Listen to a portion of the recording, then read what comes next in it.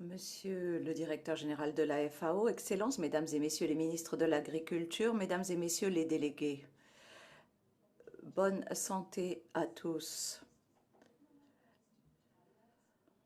C'est un honneur pour moi de prendre la parole au nom du gouvernement de l'Indonésie à la 43e conférence de la FAO. L'Indonésie se félicite du thème du rapport de cette année sur l'état de l'agriculture et de l'alimentation, gestion intégrée des ressources en eau. Ce sujet est opportun. En effet, les phénomènes tels que de graves pénuries d'eau, des risques d'inondation et la dégradation de la qualité de l'eau continuent de se propager dans le monde entier en raison du changement climatique et de la conversion des terres. Et ceci est dû, comme nous le disions, au changement climatique et à l'utilisation des terres. Et ceci a affecté le secteur agricole et les agriculteurs qui fournissent la nourriture pour les populations. À cet égard, nous apprécions le fait que la FAO prône une action mondiale, une collaboration pour une approche intégrée, équitable, efficace, inclusive de l'utilisation et de la gestion durable de l'eau dans le secteur agricole.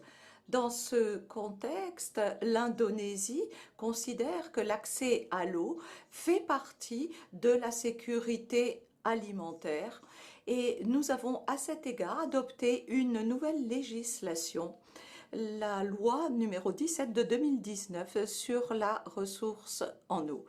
Excellences, Mesdames et Messieurs les délégués, permettez-moi de partager avec vous quelques réflexions. Tout d'abord, on s'attend à ce que l'Indonésie soit confrontée à des anomalies climatiques dans l'ensemble du territoire en 2023-2024. El Niño apporte la sécheresse, la Niña apporte de fortes précipitations et réduira donc la productivité agricole. C'est pourquoi ceci affectera à la fois les agriculteurs et la sécurité alimentaire. En réponse à cela, nous avons mis en œuvre des mesures d'adaptation et d'atténuation. Tout d'abord, la construction de barrages et de réservoirs, l'irrigation, la réhabilitation, la cartographie des zones inondables pendant la période des pluies, et l'utilisation de variétés végétales tolérantes à la sécheresse ou à l'inondation. Nous fournirons également une assurance aux agriculteurs pour couvrir le risque de perte ou de mauvaise récolte.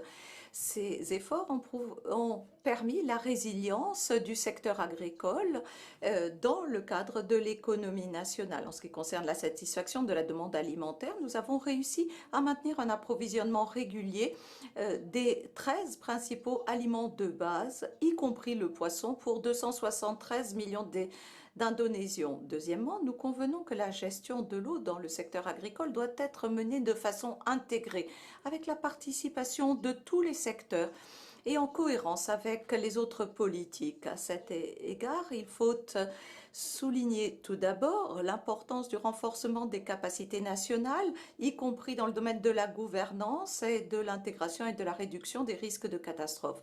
Il faut accroître la collaboration multipartite et la participation des agriculteurs ainsi que le partenariat avec le secteur privé. Encourager la synergie et la coordination au niveau mondial sont essentiels. Enfin, l'Indonésie invite tous les pays membres, les agences des Nations Unies et les parties prenantes à se rendre à Bali en 2024 pour le 10e Forum mondial de l'eau sur le thème L'eau pour la prospérité partagée.